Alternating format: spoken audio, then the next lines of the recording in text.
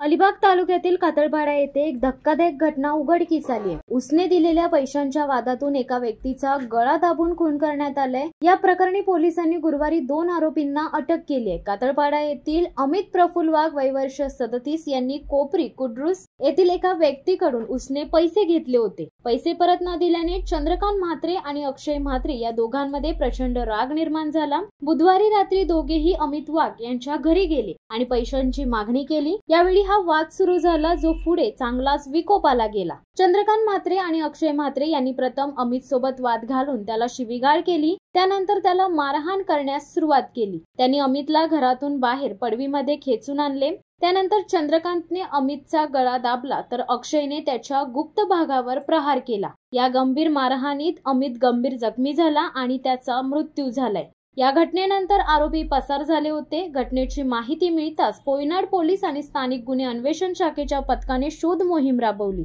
अखेर गुरुवारी सायंकाळी आरोपींना अटक करण्यात आली आहे। या प्रकरणी पोयनाड पोलीस ठाण्यात चंद्रकांत म्हात्रे आणि अक्षय म्हात्रे यांच्या विरोधात खुनाचा गुन्हा दाखल करण्यात आलाय। पोलिसांनी आरोपींना ताब्यात घेतल्याने स्थानिक नागरिकांमध्ये काहीसा दिलासा झाला आहे। पैशांच्या वादातून एवढा गंभीर गुन्हा घडल्याने सर्वत्र हळहळ व्यक्त होत आहे। हा प्रकार समाजातील तणावपूर्ण परिस्थितीचे गंभीर दर्शन घडवत असून अशा घटनांना आळा घालण्यासाठी कठोर उपाययोजना आवश्यक असल्याचे स्थानिकांकडून व्यक्त केले जात आहे।